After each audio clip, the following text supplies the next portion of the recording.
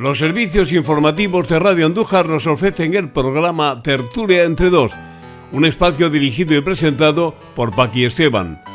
Hoy nos acompaña Micaela Navarro Garzón. Tiene 67 años y es jubilada.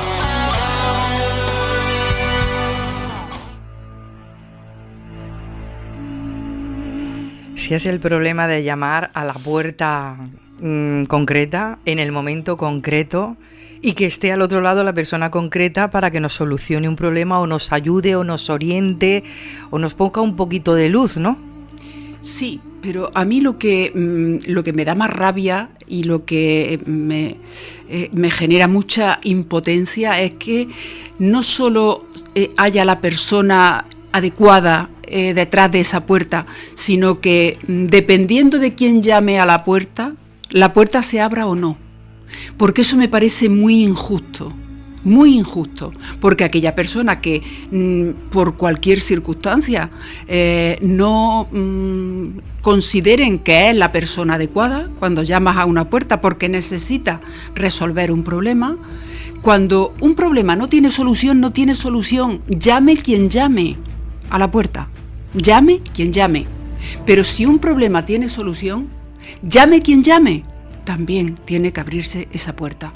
Eso es algo por lo que he luchado siempre. Yo recuerdo cuando yo estaba en la consejería, cuando era consejera, yo siempre le decía a mi equipo, ¿no? A los directores generales que trabajaban conmigo, mira, si yo un día os llamo y os pregunto porque alguien me ha hecho llegar que tiene un problema que no se le ha resuelto, y si después de yo llamaros el problema sí se resuelve, inmediatamente estáis cesados. Porque si el problema tenía solución, no tiene que llegarme a mí. Se lo tenéis que arreglar vosotros. Porque si por casualidad esa persona no se pone en contacto conmigo o no se pone en contacto con alguien que le abra o que le ayude a abrir esa puerta, se queda con su problema. Y eso no es justo. Porque hay personas que siguen, que tienen fuerza, que tienen capacidad para seguir luchando y llamando a más puertas. Pero hay personas que directamente se van a su casa y se comen su problema y su pena, solos. Y eso no puede ser. Por eso las puertas tienen que abrirse, no en función de quién llama, sino porque tienen que estar abiertas para cualquier persona que las necesite. Uh-huh. Micaela, ¿por qué has dejado la primera línea de la política? Bueno, yo creo que la primera línea la política es una cosa muy especial. Yo cuando hay quien dice la política no es una profesión, bueno, puede que no sea una profesión, pero sí que mientras estés en política, para ti tiene que ser tu profesión, o sea, tiene que ser tu dedicación exclusiva, si no tu profesión, tu dedicación. ¿Cuál es la diferencia entre estar en el ámbito político y estar en cualquier otro ámbito de la vida, de una empresa o de cualquier otro? Pues que en cualquier otro es probable que tú decidas cuál es tu hoja de ruta, cuándo empiezas, cuándo acabas, dónde te paras, dónde quieres llegar, y en la política no. En la política normalmente no eres tú quien decide. Bueno, yo creo que soy el ejemplo más claro, Paqui, y bueno, yo creo que tú fuiste testigo. La primera vez en mi vida que yo tuve una entrevista que fue aquí, en Radio Andújar, contigo, y no sé si estaba Juan también, pero contigo seguro, que cuando yo estaba en la Asociación de Vecinos Atalaya, del Polígono Puerta Madrid, ¿no?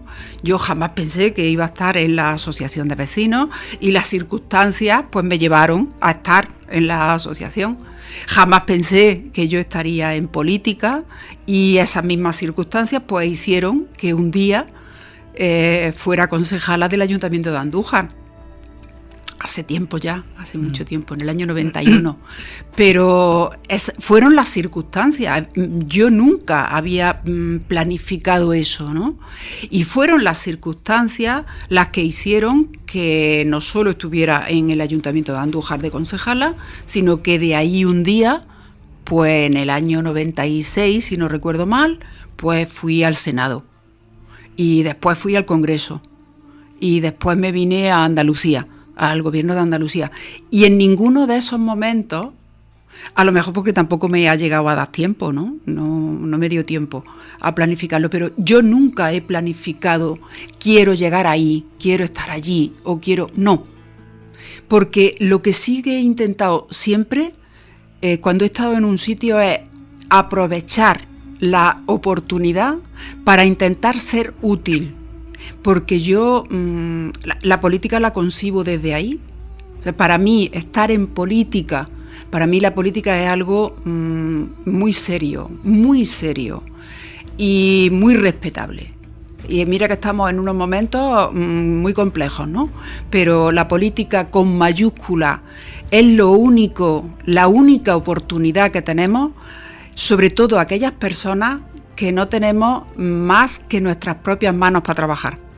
Porque desde la política se toman decisiones que inciden positiva o negativamente en la vida de las personas. Desde la política se puede decidir que las pensiones suban un 2% o un 8%. Desde la política se puede decidir que haya becas para aquellos chavales que quieren estudiar y sus familias no tienen recursos económicos, o que no haya becas. Desde la política se puede decidir que la educación y la sanidad pública, universal, gratuita, sea de calidad, sea rápida, sea ágil, porque la sanidad, como la justicia, si no es rápida y es ágil y eficaz, pues no es justicia. Pues la sanidad exactamente igual. Si tenemos una sanidad donde tienes que pasar meses de espera para que un médico te vea, pues evidentemente aquellas personas que no tengan más posibilidad que la sanidad pública lo pueden pasar mal, ¿no? Pues eso se hace desde la política. Por eso yo a la política le tengo mucho respeto y creo que tenemos que reivindicarla, la política con mayúscula.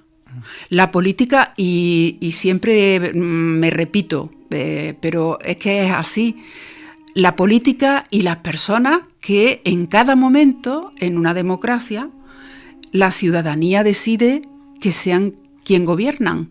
¿Nos gustarán más o nos gustarán menos? A mí me gustaría que gobernara el Partido Socialista siempre, porque ese es mi partido, pero eso no es así. Y como no es así, porque depende de lo que voten las personas, los ciudadanos y ciudadanas en cada momento, y no solo de lo que voten, sino de la suma que se pueda hacer después de los votos que se necesitan para que una persona sea alcalde o sea presidente del gobierno. Y esas son las reglas del juego, y esa es la primera norma que también nos dice la política, que hay que respetar las reglas del juego, cuando nos viene bien, cuando nos gusta y cuando no nos gusta tanto. También hay que respetar las reglas del juego. Los tiempos. Los tiempos. Entonces, en definitiva, yo nunca he planificado cuándo entraba, cuál era mi hoja de ruta, ni cuándo iba a dejar de estar en la primera línea política, ¿no? Pero bueno, una cosa es estar... Es el partido, ¿no? El que decide sí. dónde, cómo, cuándo, sí. Cuándo sigues y cuándo hay que pasar a otra cosa. Sí, y además con una cosa, a mí el día que me llamaron para decirme ven, yo no le pedí explicaciones de por qué me llamaban.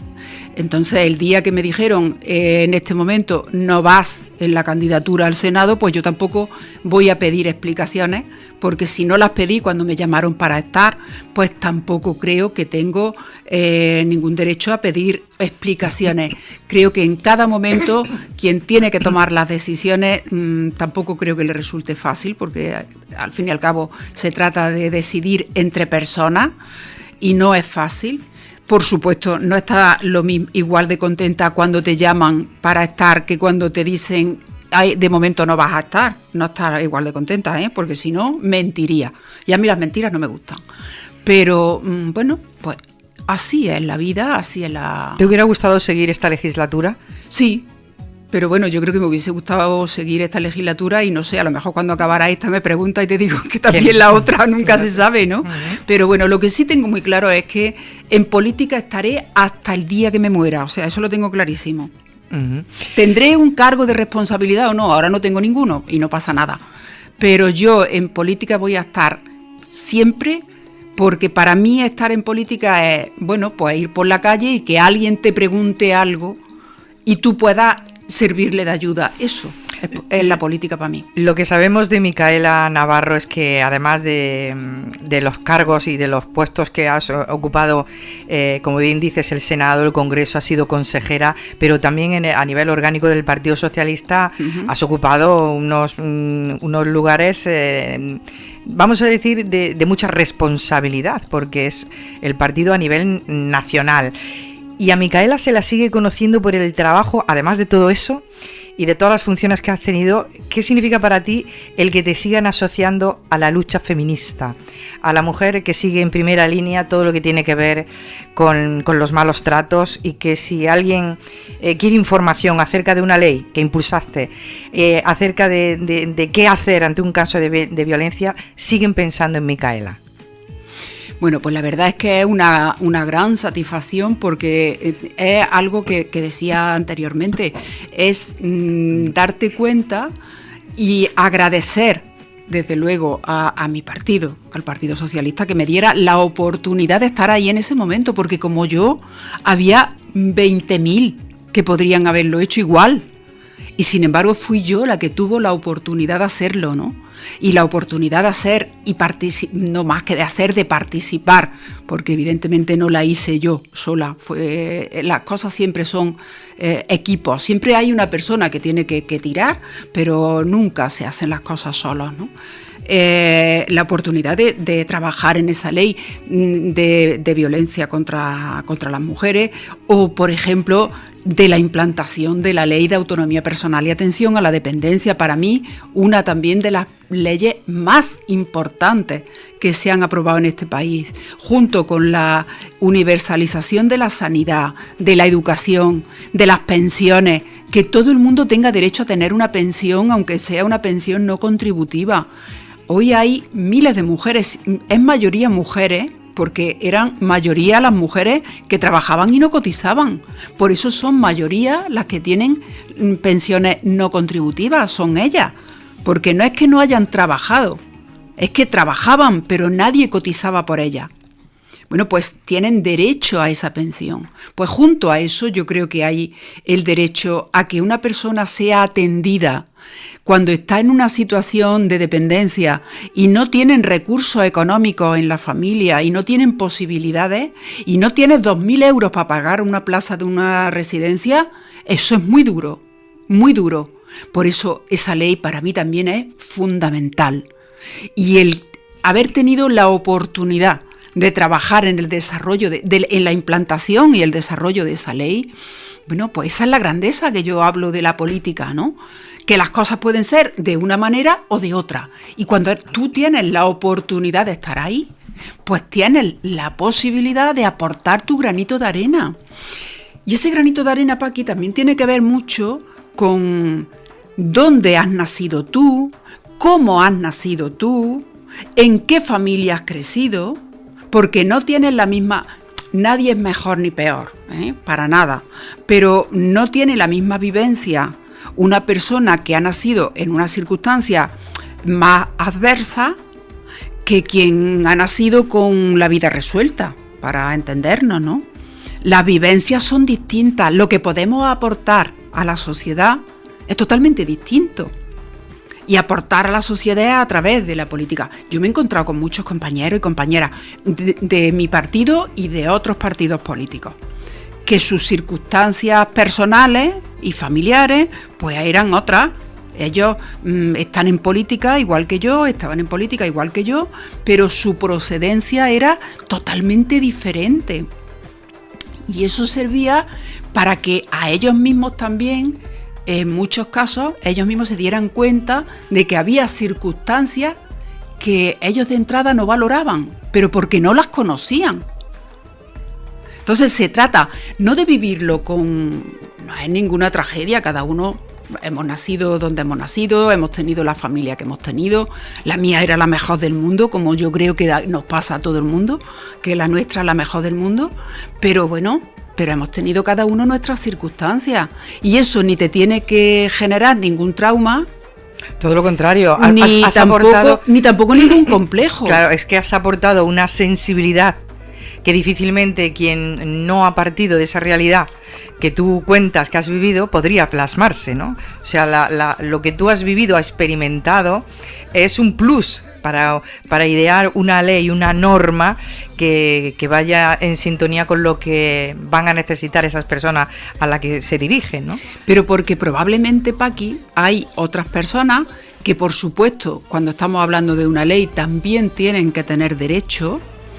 Pero hay otras personas que, digamos, que tienen la vida resuelta, tienen posibilidades económicas para resolver sus propias necesidades. Y no tener ese claro, problema. Y eso ha pasado pues siempre. Quien tenía muchos recursos no tenía ningún problema, y quien no tenía recursos pues necesitaba de esa ayuda, ¿no?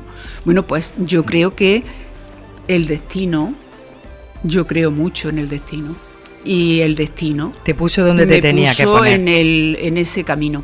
Y me puso aquel día que yo fui a una reunión de la asociación de vecinos, que apenas fue nadie, que se iba a disolver porque la junta directiva, pues nadie quería estar porque allí solo había problemas. Y de pronto pues mi vecina y yo, mi Katy y yo decidimos, bueno, venga, vamos, nosotras.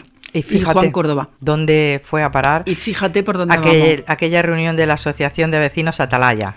Vaya. Por cierto, mira, ahí, ahora cuando te vayas, mira ahí a la derecha hay una foto. Bueno, como no tienes la vista muy bien, ¿la ves? ¿No? Sí, la veo. Esa fue de tu época. Esa fue esa época. Me reconozco por la chaqueta de colores. Cristina Almeida, sí. Tú y yo. Y fue de aquellas primeras entrevistas de las que estás hablando, ¿no? De tu primera puesta al micrófono. La primera fue, ¿te acuerdas? Que sí. No me salía la voz del cuerpo. Tenías una vocecilla. ¡Uy, madre mía! Una vocecilla muy bonita. Uy, la vamos a rescatar aquí. No, por favor.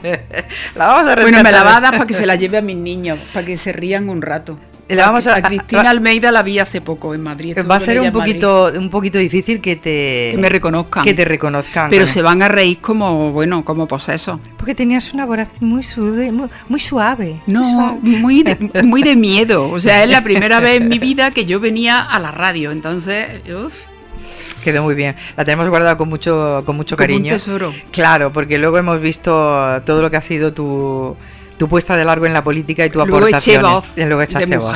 Y temperamento, ¿no? Temperamento he tenido yo siempre, según mi padre, ¿eh? Uh-huh. Decía que tenía temperamento. No, pero bueno, yo creo que eso también, poquito a poco, la vida te va curtiendo. Uh-huh. También un poquito. Pero bueno, tengo como más temperamento, pero sigo siendo igual de blandita, uh-huh. como dice mi ase.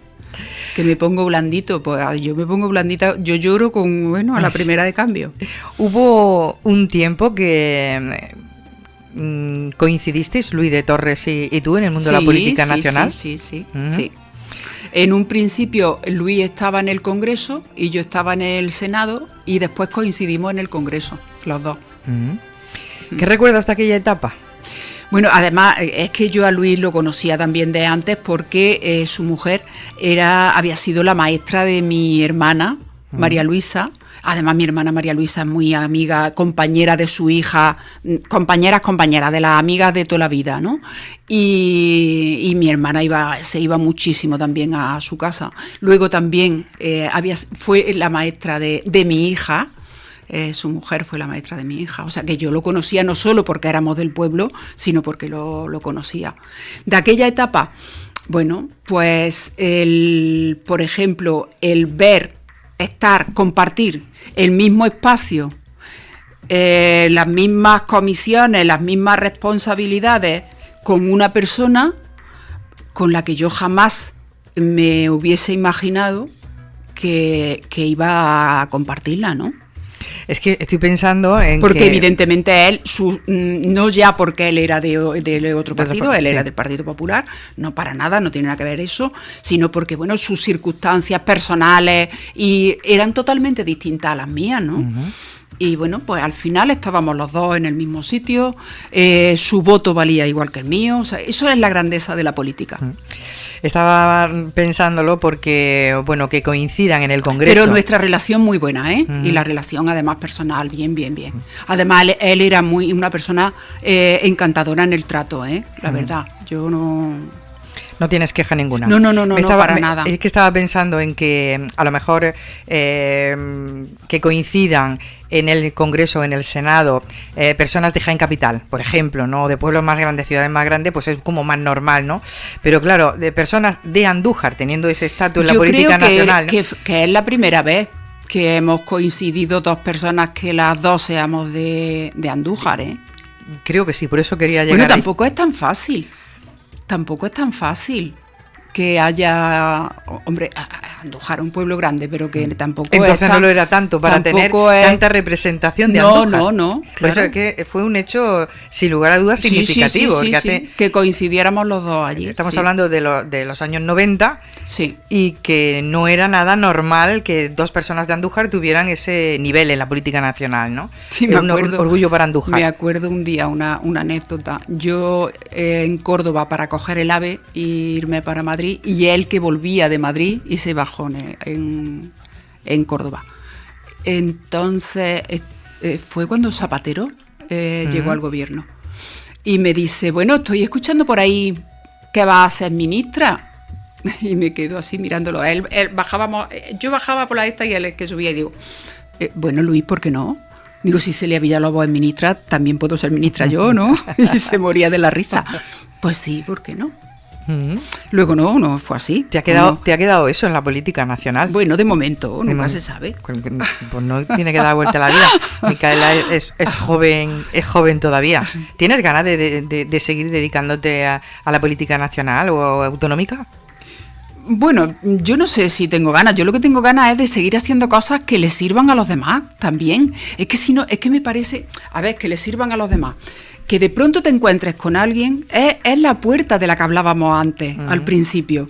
Que de pronto te encuentres con una persona, porque hay momentos en la vida en que uno no sabe qué hacer, tiene un problema y no sabe qué hacer. Y de pronto te encuentras con alguien que te ayuda. Que te ayuda, ¿no? Bueno, pues eso es lo que quiero. A mí me da igual. Si eso lo puedo hacer, porque a mí lo que no me importa, yo llamo al Espíritu Santo si hace falta, ¿eh? Eso también te lo digo. Hombre, es que tu agenda de contactos tiene que ser buenísima, ¿no? Sí. Son muchos contactos en una carrera amplísima, ¿no? Además te digo una cosa, mi agenda de contactos es buena, pero no solo con gente del Partido Socialista. Yo eso también tengo que agradecerlo. Ha habido momentos con gobierno del Partido Popular que yo he llamado a un ministro del Partido Popular, siendo diputada. Es verdad que ese tipo de cosas puede parecer una chulería a lo mejor lo que estoy diciendo, pero es que eso, cuando un diputado llama a un ministro también atiende, sabe lo que eso significa, ¿no? Y si no se ha puesto en ese momento, me ha devuelto la llamada. Había respeto, ¿no? Sí, el respeto institucional. Pero sí, es que esa es la pena que a mí me da, por ejemplo, cuando veo estos días lo que está pasando, ¿no? Porque en general hay un gran respeto institucional entre una persona y otra en función de los colores políticos, pero también en función de los cargos que representen en ese momento. Es que yo creo que debe ser así. ¿Pero las agendas funcionan igual de bien cuando ya no estás en primera línea de política? Depende, ¿O te quedas con la agenda buena? Depende de la persona. Depende de la persona, porque no todas las personas que han tenido una responsabilidad son igual de accesibles. Hay personas que siguen siendo igual de accesibles, la llame quien la llame, y hay otras personas que filtran en función de si tú tienes un cargo o no. También te digo, y te lo digo sinceramente, hasta ahora yo no me he encontrado a nadie, y llevo desde cuándo, ya se me ha olvidado, desde julio, que no estoy en esa primera línea política, digamos, no estoy en el Senado. Yo no he encontrado a nadie hasta el día de hoy que no me haya contestado. Eso va también en función de quién eres, la persona, me refiero. Más sí, allá porque tiene que ver también un poco con la persona a quien tú llamas y con la relación también que hayas tenido con la persona a la que llamas.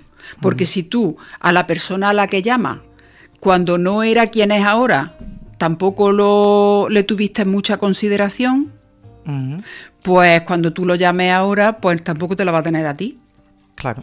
Porque como yo parto del hecho de que a las personas hay que considerarlas por lo que son como personas, que luego después llegan a ser ministros, pues mejor todavía. Mira qué suerte tenemos que ya tienes un ministro a quien llamar. Que no son nadie, da igual. Y tú eres presidenta del gobierno, pues mejor. Pero lo trata igual. O sea que no se puede tratar a la gente en función de si yo soy importante, entre comillas, miro a la gente por encima del hombro. Bueno, pues importante puede ser media hora. Pero cuando dejes de ser importante no te va a mirar ni Dios. Bueno, pues mejor que mires a todo el mundo con normalidad. Y a la misma altura. Y a la misma altura y sin mirar por encima del hombro. Cuando eres importante, o cuando tienes un cargo importante, perdón, porque importante no eres por tener un cargo. Cuando tienes un cargo y cuando no lo tienes igual. El otro día estaba con una persona que trabajó conmigo, y él era jefe de servicio conmigo en Huelva, y ahora él está sigue trabajando, ha cambiado ya no es jefe de servicio, lógicamente, hay un gobierno de otro partido político, y le pregunto ¿cómo te va? Y me dice, pues me va bien. Dice, porque yo también me porté bien con la persona que ahora es mi jefa de servicio. Cuando yo era jefe, yo me porté muy bien con ella. Y ella es ahora la jefa de servicio y conmigo se está portando muy bien. Yo creo que esa es la mejor manera de definirlo. Claro. Si tú te portas bien, pues tienes más papeletas a que alguien te mire bien, porque en función de los cargos no se te puede subir a la cabeza. Que los cargos pueden durar mucho tiempo o pueden durar 10 minutos. Y más esos cargos que son, bueno, pues como de libre designación. O sea, yo te pongo y yo te puedo quitar mañana. Es que eso es así.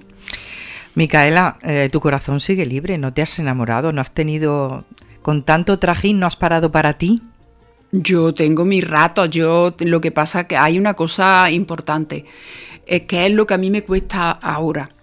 Y es que cuando yo estaba todo el día con la maleta, ahora también cojo mi maleta un par de veces a la semana, pero cuando estaba todo el día yo tenía tiempo para mí y para esas cosas. Y ahora, cuando no tengo que levantarme a las 6 de la mañana porque a las 7 cojo un tren y a las 9 cojo un AVE y no sé qué, no sé cuál, es que muchas veces hay mucho tiempo. Y me cuesta, todavía me está costando... ¿Situarte? Sí. Todavía me cuesta algunos días cuando me levanto. A mi familia le viene muy bien, claro, porque me ha dado por cocinar y esas cosas. Ahora ¿estás haciendo de abuela? Sí, los ratos que puedo, sí. Claro, ejerciendo. Los ratos que puedo, pero sí. Esa no es la pregunta que te he hecho. No. Te he preguntado por el amor. El amor es imprescindible en la vida. Pero imprescindible. ¿No te has enamorado en todo este tiempo? Uno está enamorado. El amor. El amor con mayúsculas. El amor con mayúsculas también. ¿Está tu corazón? Es imprescindible. ¿Está tu corazón ocupado ahora? Mi corazón siempre está ocupado. Paso preguntar, paso palabra, dime, paso palabra, paso palabra. Bueno, que te estás dedicando, es que aquí en la tertulia nos gusta relajarnos también, y además de todo lo que es el repaso a lo que hace, es situarnos en quién es Micaela y qué hace Micaela, porque una de las cosas que nos ha llamado siempre poderosamente la atención cuando te hemos visto y te hemos seguido, sobre todo a través de los medios nacionales que nos decían Micaela está por aquí, Micaela está por allá, tú no has perdido el seseo de Andújar. No, yo he dicho alguna vez que yo entré en Madrid, de hecho yo he vivido 8 años en Madrid, iba y venía, no se notaba, parece que no estaba aquí, pero he vivido 8 años en Madrid, con casa alquilada y todo. Y digo, yo he entrado en Madrid, pero en Madrid no ha entrado en mí. Yo sigo teniendo el mismo, ¿No se te ha quedado el mismo acento. Ni el buenos días, nada. No, nada, no, de Andújar no. 100%. Sí. ¿Te lo han dicho allí en el Congreso? Sí, claro, y además yo no me lo noto. Nosotros aquí no nos notamos el acento, ¿no? También es verdad que cuando tú hablas con alguien de Jaén capital o de otra zona de Jaén, tú dices eres de tal sitio. Pues a mí me dicen igual que de Andújar eres. Sí. Es lo mismo que cuando voy en coche y cuando paso por ahí por el, ¿cómo se llama? Antes de llegar a la recta de Marmolejo, por la cuesta del Montesillo. Cuando tú miras a la derecha ves el santuario al fondo, ¿no? Sí. Pues sí. yo cada vez que subo por ahí y miro a la derecha y me dicen, ¿qué de Andújar eres? Ah, sí. Porque siempre me gusta mirar y ver la Virgen al fondo. Te queríamos llevo ya tiempo detrás de esta tertulia, porque aquí se trata de no hay guión, como tú ya lo sabes, no hay guión, ¿no? Y seguramente muchas de las personas que nos están escuchando quieren que entre en temas en los que a mí no me da la gana de entrar justamente ahora. Ni a mí. Porque yo lo que pretendo es tirar un poco de la historia de lo que ha sido tu participación en la política ahora que ya no estás en primera línea y que estás moviendo ficha para ver cómo una mujer activa como eres tú te cuadras en todo esto y sigues aportando tu experiencia de vida y tu experiencia profesional en primera línea de la política, que evidentemente no ha sido nada fácil. Ha habido un tema cuando hemos estado hablando de la ley de autonomía personal o de la ley contra la violencia de género, que has metido el tema de las pensiones no contributivas, y a ti te ha tenido que llegar en infinidad de ocasiones. Lo que nos llega a nosotros se ha extendido de muchas maneras, que aquí el Partido Socialista ha creado pagas para los que no dan palo al agua, y que de esa manera no se trabaja, y de esa manera lo que se está es incentivando el vagueo y a los listillos de turno, que incluso, y aquí en Andújar tenemos casos de personas que hemos sido testigos, que han dicho a otras personas: vosotros que sois tontos porque yo no trabajo, tengo tantos hijos y tengo paga por esto, paga por lo otro, pago lo demás para allá. Nosotros siempre queremos decir, bueno, todo eso no me lo creo del todo, pero te enseñan papeles y dice, bueno, ¿dónde está el error? ¿Qué no se hizo bien o qué se hizo bien? Bueno, si hablamos, por ejemplo, de las pensiones no contributivas, yo te digo una cosa, yo soy partidaria de que las personas tengan un mínimo que les permita vivir con dignidad, pero que las personas tengan derecho a tener derechos no lo exime de estar obligados también a tener responsabilidades. O sea, yo la gente que le gusta vivir por la cara, no puedo con ella, no puedo. Pero los hay. Evidentemente, claro que lo hay. Se conocen todos los artilugios, sí, y se conocen todos los subterfugios, mejor que los artilugios, los subterfugios, y si no, pues ya lo eran. O sea, pero yo con eso no puedo, porque evidentemente si alguien cobra algo que no le pertenece, no lo está cobrando porque lo ponga Pedro Sánchez o Juan Manuel Moreno Bonilla, lo está cobrando de los impuestos, de las costillas, del trabajo, del sudor de otras personas, de los impuestos que pagamos los demás. Es que es así de fácil. O sea que yo eso lo condeno rotundamente. Pero, por ejemplo, con las pensiones no contributivas, hubo un momento, hace ya años, donde para poder solicitar una pensión no contributiva, pues te piden el nivel de ingreso de la familia, etcétera, etcétera. Hubo una posibilidad que se dio hasta que se dieron cuenta en ese momento, y era que si tú tenías una persona más empadronada en tu casa, un hijo que no tenía ingresos, un nieto, pues tenía posibilidad de tener la pensión no contributiva, aunque el mínimo de ingresos de la pensión de tu marido no te lo permitiera. ¿Qué pasó en ese momento? Pues que inmediatamente se dijo, si hay una persona mayor que tiene la tutela judicial de un nieto, tiene derecho a ponerlo en la unidad familiar. Si no tiene la tutela judicial, no tiene derecho. ¿Por qué? Pues porque aquello se estaba convirtiendo en un coladero para que hubiera personas que pudieran pedir la pensión no contributiva. Y con otros tipos de ayudas, pues también pasa. Y lo que pasa muchas veces es que cuando se empieza a detectar cuál es el fallo, pues se van corrigiendo también las leyes. Porque, repito, los impuestos en un país democrático tienen que servir para que las personas tengan educación, tengan derecho a la educación, a la sanidad, a las pensiones, a la ley de dependencia, a un mínimo vital. Pero a un mínimo vital no vivir a costa de otros. Uh-huh. Sino porque realmente lo necesite. Y repito que yo en eso soy absolutamente tajante. Y además, no soporto cuando alguien te viene encima como chuleando, como que parece que, mira, yo estoy en... vosotros no sabéis. Y yo estoy cobrando no aquí. No puedo con eso. No, y de hecho, es que cuando me he encontrado con alguna circunstancia de esa, yo he preguntado, ¿por qué? Porque hay que ver también que hay veces y situaciones que yo creo que todo el mundo también las sabemos y de vez en cuando nos pasan, porque todavía sigue pasando, que tú vas a un sitio y no se puede pagar con tarjeta, no se puede, no sé qué. Bueno, pues hay personas que están trabajando, pero que no tienen una nómina, o que no porque no quieran, sino porque no quiere, porque tener una nómina significa tener un control. Claro. Pero mire usted, que es que en la vida lo que no se puede es solo pedir. Son los que luego se quejan de que no tienen una pensión digna porque no han cotizado lo nunca, suficiente, ¿no? O son los que luego se quejan porque yo no puedo solicitar el paro, o personas que están trabajando, ganan un dineral y después cuando van a solicitar el paro es absolutamente mísero. ¿Por qué? Pues porque no han cotizado por lo que realmente ganaban, sino por mucho menos.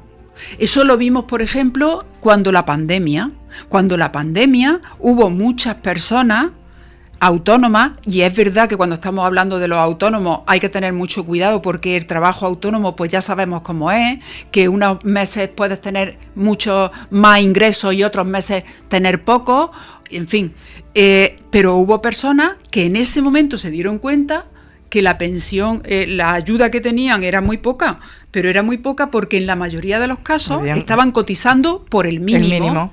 Pero luego exigen el cobrar más porque no tengo una pensión digna. Claro, entonces es que todas esas circunstancias pues hay que verlas también, pero más allá de eso, más allá del tema concreto de los autónomos, que lo he puesto porque es muy gráfico, ¿no? Es que hay personas que aprenden eso, todo tipo de puertas a las que hay que llamar. Y yo creo, para cobrar sin dar palo al agua. Sí, pero yo creo que todo el mundo, repito, tiene que tener derecho a tener una vida digna, pero también a colaborar y a contribuir en esa vida digna. No puede ser que solo tengas derechos. Tienes que tener también obligaciones y deberes. Claro. Y por ejemplo, yo lo recuerdo de cuando estaba en el ayuntamiento. No puede ser que tú tengas derecho a tener una ayuda y yo ahora tenga que tener unos educadores que pasen por la familia a ver si los niños van al colegio o no van al colegio. No, mire usted, si usted no lleva a sus niños al colegio, usted no puede cobrar la ayuda. Yo soy de esa opinión. Las ayudas no pueden ser incondicionadas. Ahí ha llegado a una pregunta justamente que te iba a hacer de esa ayuda para escolarizar, para una ayuda a la escolarización. Aquí en Andújar me consta hay amenazas de padres que quieren cobrar esa ayuda, llevan o no llevan a las criaturas al colegio y amenazan al profesorado si dicen que no ha ido al cole. O sea, poco más que no pase usted lista y si pasa lista que mi hijo está aunque no esté.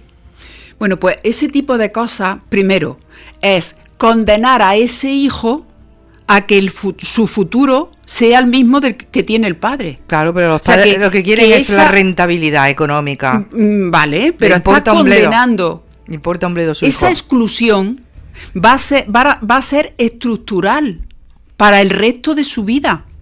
Y hay generaciones tras generaciones que siguen estando lo mismo. Yo recuerdo cuando reformamos la ley de servicios sociales, bueno, que al final, digo estando yo en el gobierno de Andalucía, al final no la pudimos llevar al Parlamento porque, bueno, pues había diferencias con la consejera de Hacienda, evidentemente, que son los que tienen el dinero, son los que marcan, y porque para mí había una cosa fundamental, y es que había que dotar de profesionales, lo mismo que cuando desarrollamos la ley de dependencia, mi empeño fue el contratar para todo tipo de papeleo y de las valoraciones a trabajadoras y trabajadores sociales, porque creo que son magníficos profesionales que conocen y saben muy bien cómo funciona un barrio, un pueblo y no sé, trabajan con una entrega. Yo por lo menos,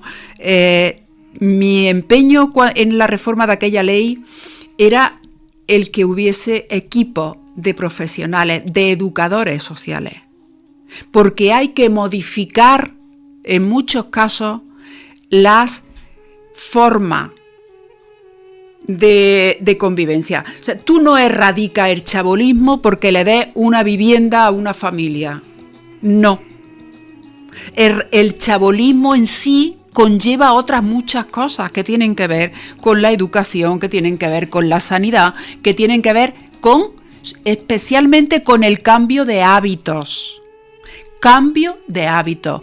Y un cambio de hábito no se hace solo porque se le dé una ayuda económica. Una vivienda. Yo eso lo he peleado siempre, para cambiar los hábitos y para romper esa cadena de exclusión.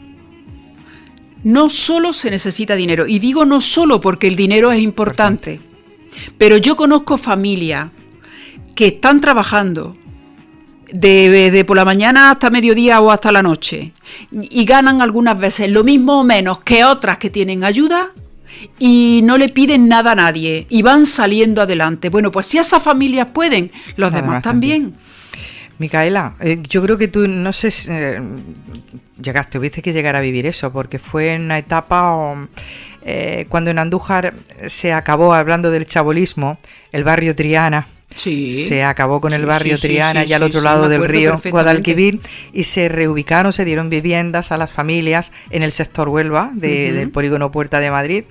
Y yo recuerdo aquello porque tenemos testimonios de cómo precisamente... Y en el sector Almería. Exactamente, no con dar una vivienda no se arreglaba el problema, porque lo que hicieron es que ya no se sentían en su lugar, en su modo de vida, y recuerdo bañeras que se destrozaron para hacer gallineros, cuartos de baño que se transformaron en pequeñas granjas porque todos tenían animales y en un piso no podrían tenerlo.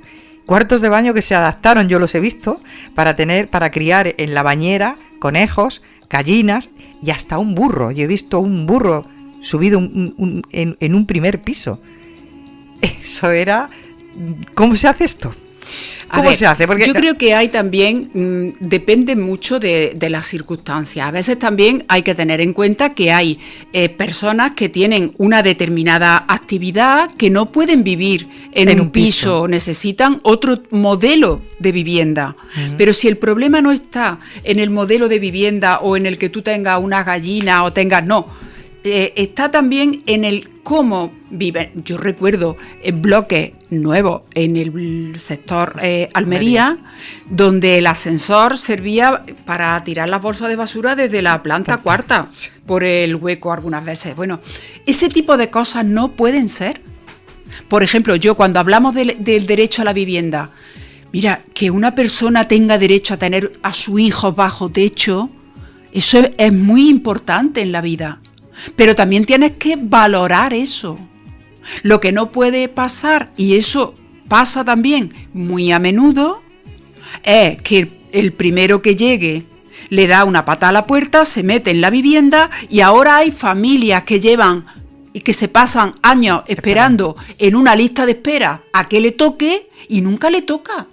Porque nunca llega a quedarse una vivienda vacía. Porque antes de que se quede vacía, alguien le ha dado una patada a la puerta. O alguien la ha traspasado. O sea, vivienda pública, de titularidad pública, que son para habitarla, para que pagues un alquiler mínimo y puedas vivir con dignidad, y que la has traspasado, la has vendido a una persona sin papeles, sin nada, pero yo te lo vendo, tú vives. Eso no puede ser. Eso no puede ser. No puede ser. Porque es que de esa manera no hay forma de ordenar las cosas. Y de que realmente, que yo no digo que la persona que llegue no necesite también una vivienda, pero que esto no puede ser la ley del más fuerte. Que usted no puede llegar aquí y pegarle una patada a la puerta porque sí. Que usted tiene que ir al ayuntamiento y apuntarse en una lista y que le hagan su informe, y cuando le toque usted tendrá derecho a tener esa vivienda. Y si a usted le toca la lotería mañana o usted decide que quiere irse a otro sitio, usted coge sus llaves y las lleva donde se las dieron, y que donde se las dieron a usted se la vuelvan a dar a otra familia con hijos, que esos hijos también tienen derecho a tener un techo donde vivir. Pero nos miramos mucho la barriga, la nuestra. Pero eso no puede ser. Entonces luego, claro, si va la policía, qué mala, la policía ha caído. No, mire, usted está cumpliendo con su obligación. Usted no ha cumplido con la suya. Eso no es fácil, ¿eh? No. Eso es más fácil decirlo que hacerlo. Pero hay que hacerlo. Y tanto. ¿Sabe lo que hacemos en la tertulia? Que damos muchos saltos y de pronto ahora dejamos eso sí. Y viene otra pregunta. Dices que el partido, tu partido o el partido del resto de formaciones políticas son quienes deciden el cómo, el cuándo, claro, de una persona en la política, en la actividad que vaya a ejercer. ¿Y si tu partido te dice que vuelvas a la política local, lo harías? Yo es que cuando está a disposición del partido, está a disposición del partido, pero vamos, yo tampoco creo que esas cosas se den así tan fácilmente. Tan fácilmente. Tienes ahora la mente muy ocupada tú en reordenar. Yo ahora mismo tengo que reordenar. Oye, háblame de personas que te han marcado en toda esta etapa en la que has conocido no solamente a políticos de una formación o de otra, has tenido la oportunidad de conocer a muchos seres humanos que a lo mejor la persona que menos te imaginabas que se ha topado en tu vida te ha marcado, te ha dejado su filosofía, su impronta, y lo has tenido ahí, lo tienes en tu corazoncito. ¿Tienes nombres ahí guardados? Pues sí, lo que pasa que así a bote pronto, bueno, una persona que tengo siempre en mi corazón y en mi mente es Ramón Rubial, por ejemplo. Ramón Rubial era de esas personas. Ramón hablaba muy poco. Él era el presidente del partido. Cuando yo entré en la Ejecutiva Federal, por cierto, él me llamaba Camila. Ah, sí. Me llamaba Camila. Y era de esas personas, como digo, que él hablaba poco, pero cuando él intervenía, silencio absoluto. Y después de la reflexión que él hiciera, ya nadie decía. Podía aportar nada porque ya estaba todo dicho. O sea, para mí es una de esas personas. Recuerdo un día hablando, bueno, pues de otra persona que fue ministra incluso, que yo me enrabieté mucho y me dijo: Camila, no te agobies, que hemos suprimido las clases, pero no las categorías. O sea, fíjate, una cosa es suprimir las clases, pero a pesar de eso, que siga habiendo categorías distintas, ¿no? En uno de esos arranques que a mí me daba, que a veces Pepe Griña me decía, es un desahogo. Pues ese desahogo, cuando tú ves algunas cosas que te parecen muy injustas, ¿y esto por qué? ¿Por qué no puede estar esta persona al lado de esa? ¿O dónde está esa? Pues porque somos, como decía, todos somos gusanos, pero lo hay de seda. Claro. Eso también es otro. Buena filosofía, ¿no? Tenía frases de esas que te copian. Pero ya te digo, Ramón lo tengo siempre ahí presente. No, sí, hay mucha gente. Bueno, una cosa es gente a la que he tenido la oportunidad de conocer, de ver, más que de conocer, de ver, porque tampoco he tenido. Yo, por ejemplo, como estaba en la Internacional Socialista también, pues yo recuerdo momentos, bueno, por ejemplo, con Arafat, con Massimo D'Alema, cuando fue presidente de Italia. Recuerdo ese momento en una reunión. Nunca jamás en mi vida he visto a una persona con más seguridad a su alrededor. Nunca. Estaba interviniendo y podría haber del orden de 50 personas alrededor, como haciéndole un muro. Qué lástima, ¿no? Horroroso. Yo creo que poca libertad para vivir. Esa persona tendría que vivir agobiada. Totalmente. Bueno, se movía y esos 50 iban al mismo en ritmo bloque, que él, en bloque. en bloque. Aquello fue algo que a mí me impactó muchísimo, mucho. Y no sé, imágenes de esas pues tengo muchas, ¿no?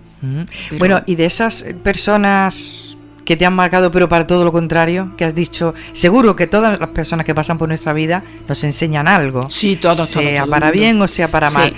Pero esas personas que dicen, madre mía, ahí la dejo. Bueno, de esos que dices, madre mía, parece una catedral y no llega a ermita. de esas también, unas cuantas. ¿Te han hecho pasar malos ratos? Muy malos sí, ratos. También, sí, también algunos. ¿Y cómo hacías para superar un mal trago cuando estás en Madrid y estás sola? Llorar. ¿Has llorado mucho? Alguna vez.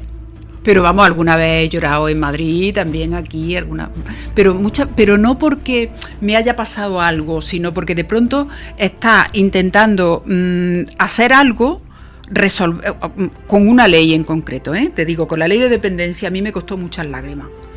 Después creo que fue una de las mayores satisfacciones, pero hasta poner aquello en marcha fue muy complicado, porque primero era el ministerio, evidentemente. Una persona, era Jesús Caldera, el ministro en aquel momento, Amparo Valcárcel, que ahora es la secretaria de Estado de Defensa, en aquel momento era la secretaria de Estado de Política Social. Amparo es una persona muy firme, muy rigurosa, de hecho yo creo que en gran parte debemos que la ley no tuviera marcha atrás a su empeño, pero ella tenía que poner de acuerdo también a todas las comunidades autónomas. Y en las comunidades autónomas en aquel momento pues estábamos del Partido Socialista, había del Partido Popular, estaba la consejera en Cataluña era de Esquerra, la consejera de Asturias era de Izquierda Unida, o sea que no era fácil. No era fácil. Yo recuerdo con el consejero de Murcia que él y yo nos veíamos y nosotros acordábamos cosas, él en nombre de sus comunidades y yo en nombre de las comunidades del PSOE, y luego yo le trasladaba a Amparo, mira, pues yo he hablado con el consejero esto y esto, y ellos están dispuestos, o sea, lo que es la política, lo que debe ser la política, porque ellos tenían también su visión de cómo tenía que ser la ley y cómo se tenía que desarrollar, pero era una manera de trabajar conjuntamente y de aportar. Después llegábamos a las conferencias sectoriales y evidentemente las cosas iban bien, pues ellos hacían sus intervenciones, ponían sus puntos de vista, pero todo el mundo sabíamos que luego, cuando se llegaba a la hora de votar, pues todo el mundo apoyábamos en la misma dirección, ¿no? Pero yo he tenido momentos con esa ley. Yo recuerdo un día de llamarme mi hija, estaba en Madrid, porque además nos convocaron a una reunión y había un puente, no me podía venir, aquello fue un desastre, no había trenes, y yo estaba en Madrid. Cuando me llama mi hija, yo estaba llorando como una magdalena. Y me dice, ¿pero por qué no lo dejas? ¿Por qué no te vienes? ¿Por qué no lo dejas? Y yo, ¿cómo lo voy a dejar? O sea que, pero de esos días es, no por nada, sino de impotencia, pero por favor, ¿por qué no eres capaz de ver esto? Que yo lo estoy viendo tan claro. Que yo lo veo tan claro, pero no es que lo viera yo, sino que había otros muchos compañeros en otras comunidades autónomas, consejeros, que también lo veían así. También es verdad que una cosa es lo que vemos desde las comunidades autónomas y otra cosa es lo que se ve también desde el propio ministerio. Pero sí. Impotencia. Además yo que soy de lágrima fácil y con los menores inmigrantes ni te cuento. Porque yo estoy viendo ahora lo que está pasando en Canarias, en El Hierro, pero yo recuerdo que tuvimos una etapa aquí en Andalucía que aquello fue tremendo. O sea, lo que está haciendo Canarias ahora, de muchos menores que están viniendo aquí a Andalucía y a otras comunidades autónomas, lo tuvimos que hacer nosotros. De menores que llegaron a Andalucía, por supuesto, la tutela la seguíamos teniendo nosotros, pero se tuvieron que ir a otras comunidades. Pero porque nosotros hubo fines de semana que tuvimos que pedir a unos grandes almacenes que nos abrieran para comprar colchones y para que durmieran en colchones aunque sea en el suelo. En el suelo. Eso es una... Porque era una avalancha. Entonces, yo cuando veo las críticas algunas veces a ese tipo de la improvisación. Ay, mire usted, si es que no hay improvisación. Es que cuando de pronto a ti te aparecen 200 personas... ¿Cómo se va a prever eso, no? ¿Qué haces? ¿Los dejas en la calle? No puedes prever, tienes que intentar buscar ayuda. Yo creo que en ese tipo de políticas deberíamos ser más cuidadosos, ¿eh? Micaela, estamos en la recta final y te voy a pedir ya en los últimos 5 minutos una opinión. 5 minutos. Sí, pues ya estamos en la recta. Son 5 minutos para mí, ¿no? Pues 2 minutos. Hay una percepción ciudadana de que tanto el Partido Popular cuando ha gobernado en Madrid como el Partido Socialista cuando ha gobernado en Madrid ha dejado de la mano, ha soltado de la mano a la provincia de Jaén, y nos han puesto infinidad de veces el ejemplo de la carretera, de cómo las comunicaciones en carretera varían cuando pasas a la zona de Despeñaperros o cuando vas para Córdoba. ¿Qué me dices? Bueno, a ver, si yo te digo que no es lo mismo, además es que se puede demostrar con datos, pues quien nos esté escuchando dirá, claro, ¿ella qué va a decir? Porque cuando venga, si viene otra persona que sea del Partido Popular, dirá lo contrario. Pero yo creo que hay datos económicos, o sea, cifras económicas y hechos que demuestran claramente que no es lo mismo. Porque tú no puedes medir cuántos kilómetros de autovía de la Linares a Albacete se han hecho en función de cuántos tramos ha inaugurado algún gobierno del Partido Popular. Porque tú vienes, inaugura una obra, pero no significa que la haya hecho mientras tú gobernabas. O sea, te voy a poner un ejemplo muy claro. La plaza de la Constitución, la puerta del Ayuntamiento, toda esa obra que yo creo que no sé si se ha inaugurado o se va a inaugurar pronto. Bueno, pues esa obra la va a inaugurar, evidentemente, el alcalde que hay en este momento.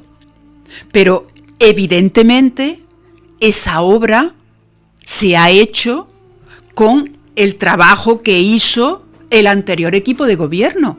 Esa es una realidad y además tiene que ser así. Tú cuando entras en política tienes que ver lo que necesita tu pueblo, no para una legislatura, sino para el futuro. Preparar obras no que duren un año para que las pueda inaugurar yo, sino obras que sean como esa, que ha servido para arreglar el saneamiento de aguas fecales, de tuberías, ha servido para arreglar muchos desperfectos que gracias a la obra se han encontrado. Bueno, pues con esto pasa igual. Es la primera vez que el tema del tren, que está fatal en este momento, porque con las obras que está viendo, yo que sigo siendo muy usuaria del tren, y raro es el día que el tren no trae 1 hora de retraso, es terrible, pero es la primera vez que se han sentado las bases para que haya de verdad una conexión del tren a las altas velocidades de Jaén. Es la primera vez. Lo vamos a ver. Sí, porque lo estamos viendo, porque ya está habiendo esa inversión. Lo hemos visto con la autovía. Hombre, yo te digo una cosa, la carretera, la autovía Andújar-Jaén por Fuerte del Rey se quedó, si no licitada, a punto de licitarse. Pedida por todos los partidos políticos, incluido el Partido Popular. Pues el Partido Popular, que está gobernando ahora en Andalucía, ha decidido que no hay autovía de Andújar a Jaén. O sea que esas realidades están ahí y son contrastables. La apuesta que ha hecho el Gobierno de España por el CTDES, el Centro de la Defensa que se está instalando, que ya están licitándose los terrenos y todo, en Jaén, y que no solo va a servir a Jaén capital, sino que va a irradiar a la provincia, porque es poner a la provincia en el mapa. Estamos hablando de una inversión de futuro. Pues esa es la realidad, pero claro, habrá quien diga, ¿tú qué vas a decir? Bueno, pues yo lo que digo es que acudamos a los datos. No a lo que se pone en el presupuesto, sino a lo que se ejecuta, que es lo importante. Como estás cuadrando tu tiempo, planificando tu tiempo, ahora que tienes la oportunidad de poner en la agenda huequecitos libres, te vamos a rescatar más veces, que tenemos muchas cosas que hablar contigo y tienes que compartirlas. Sí. Vale. Cuando queráis. Cuento contigo. Siempre que sea largo el tiempo, porque como ves, me cuesta mucho trabajo callarme.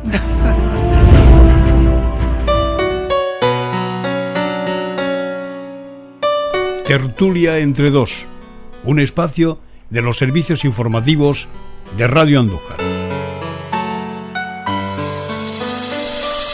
Radio Andújar, 92.9 FM, 2.9 FM, 2.9 FM, 2.9 FM, 2.9 FM, 2.9 FM, 2.9